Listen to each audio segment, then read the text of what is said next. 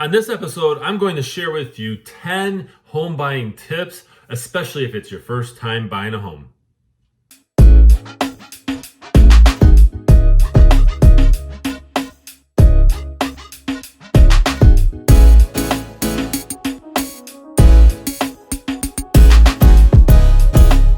Welcome everyone to this episode of the Ask Jason Gelios show. I'm Jason Gelios, Michigan Realtor. Really appreciate you guys tuning in here.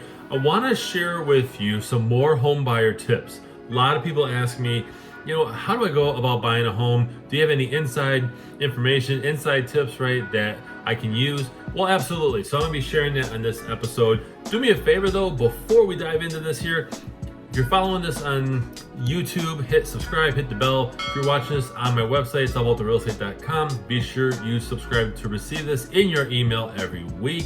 And every other social media outlet, follow, subscribe, like, share. Okay, share this with other people that will find this valuable. So, okay, I'm gonna share with you 10 tips. 10 insider home buyer tips, right? Actually, there's really no secret to this, but this is based on, I actually put together a list. This is based on advice that I've given my home buyers, right? And they've asked me questions on this. So let's go ahead and share this with you. Number one is pay off all debt and build an emergency fund. Now, I put that on this list because, yeah, it is important to pay off debt that will make it harder for you to get the home that you want, right? You want to get a pre-approval, make sure that you pay off the debt because lenders will look at a variety of things, but they will also look at how much debt you have per month versus how much income you bring in, gross amount.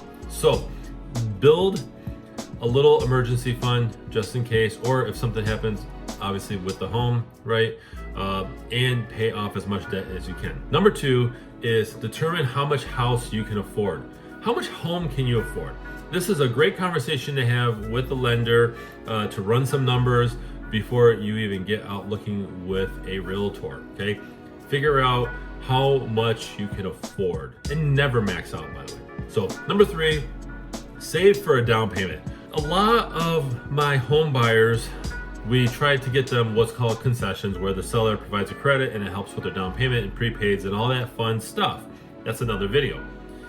However, if you can save for a down payment, that's even better. Whether you save $2,000 or $20,000 or even more than that, depending on what type of house you're buying, always try to save something for a down payment. It will put you in a much better position. Number four is save for closing costs. Now, again, get an idea from your chosen lender about, hey, how much are closing costs? They should be able to give you a pretty close estimate, right? There's basic costs, inspection, appraisal, title company, closing, okay, things like that. Maybe a pest inspection. So just get a rough idea. That way you have an idea, okay, I need to save X amount for closing costs. So, and of course you can always try to get the seller to cover some of that. Number five, get actually approved. Pre-qualifications are garbage, okay? They're just, hey, how much do you make? Oh, I make X amount. Okay, great. I think you can get a loan for this amount. That's a pre-qualification. Anybody can do that, okay? So you want to make sure that you get approved, where the lender that you choose actually looks at your credit, looks at your income, verifies your documents, and makes sure that if you placed an offer on a home that is accepted, that you can move forward. So get a solid pre-approval. Number six, find a home for sale in your price range. Your realtor can help you out with this. You can also do a search too. Usually it's both sides, right? Doing that, the buyer's looking around and the agent also recommends some homes based on the criteria. Try to find a home in your price range. Again, don't max out because there's always extra costs when owning a home, okay? So just know that you don't want to max out. You want to find a home in your budget where you feel comfortable. Number seven, research the neighborhoods that best fit your needs. Are you looking for a homeowners association? Are you looking for a community pool?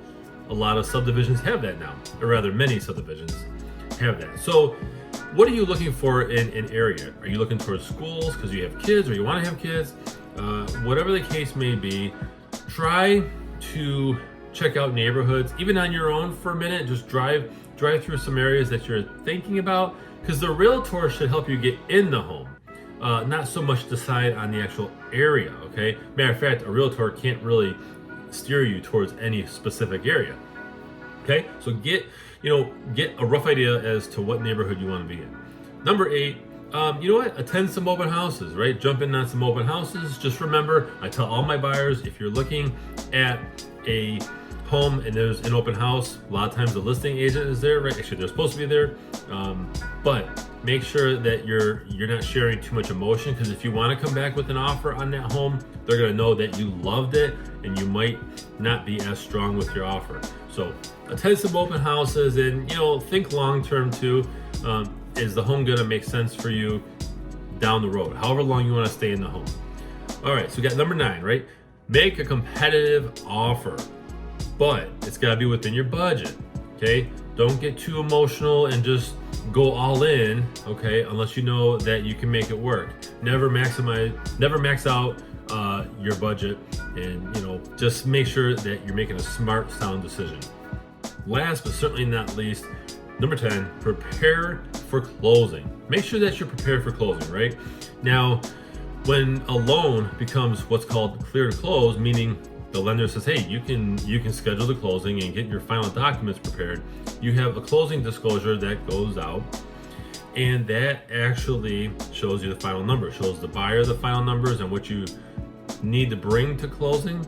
Okay, usually buyers bring something to closing with a cashier's check, and it shows what the seller will walk away with after their costs. So you get that, you prepare, you make sure that you understand that, and then you actually go to the closing.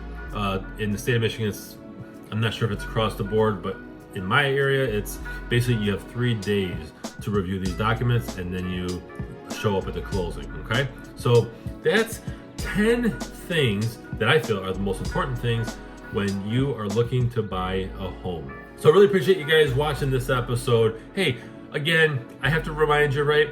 Follow me on social media, subscribe on YouTube, go to my website, it's allabouttherealestate.com. That's my main hub for this show.